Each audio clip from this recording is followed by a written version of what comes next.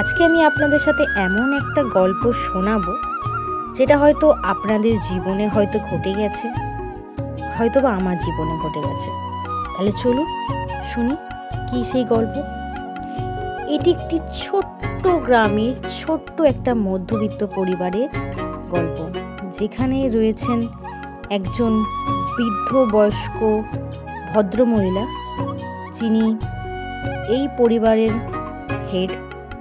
তারই ছেলে অরিন্দম আর তারই একমাত্র নাতনি রিমি, যার বিয়ের জন্য অরিন্দমকে প্রতিদিন কথা শুনতে হয়। আজও সেই কথা নিয়ে তাদের মধ্যে ছোটোখাটো আলোচনা হয়। চলুন তাহলে এবার আলাপ করে নিই রিমির সাথে।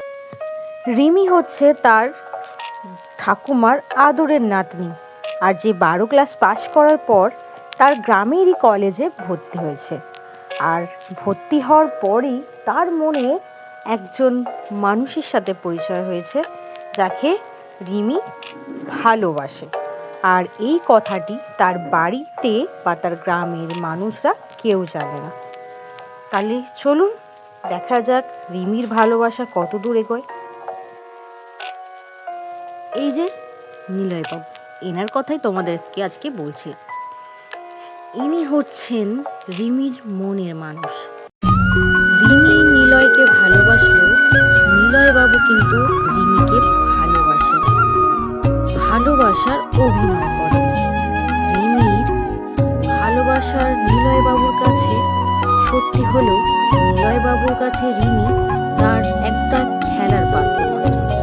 সে মনে মনে কিন্তু রিমিকে পছন্দ করে না, ওপর পছন্দ করে। বলতে পারেন রিমিকে সাথে রাখার উদ্দেশ্য তার কি বা চায়, সেটা একমাত্র সেই জানে।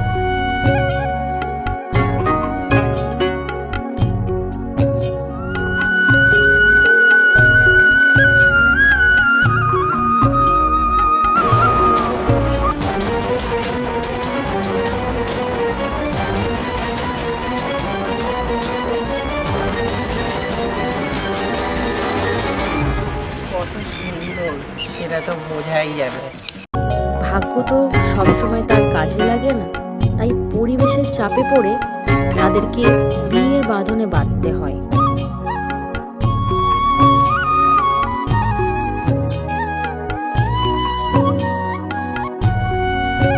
এখন তো বিয়ে করে নিয়েছে, তাই অভিনয়টা করে যেতেই হয়, পরিবেশের চাপে পড়ে হোক বা নিজের ইচ্ছাতে।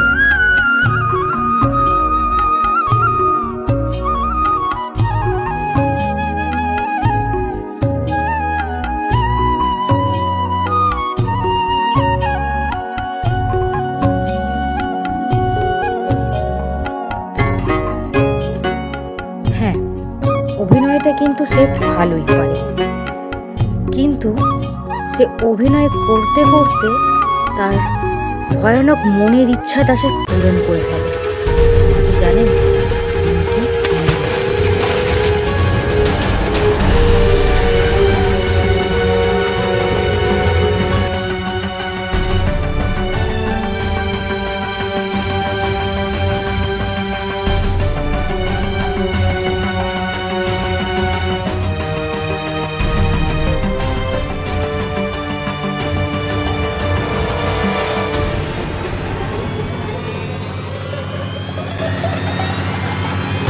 ঠিক 1 মাস পর নিলয় সে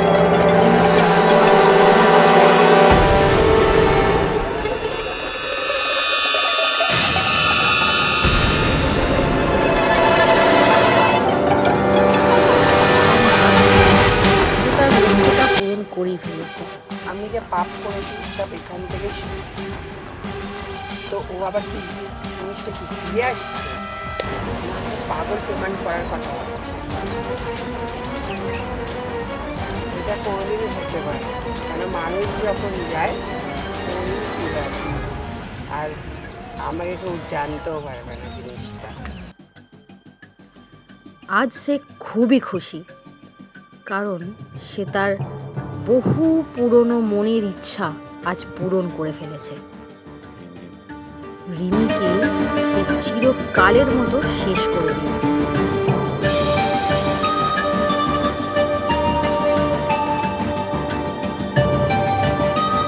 কিন্তু কথায় আছে না, পাপ বাপকেও ছাড়ে না।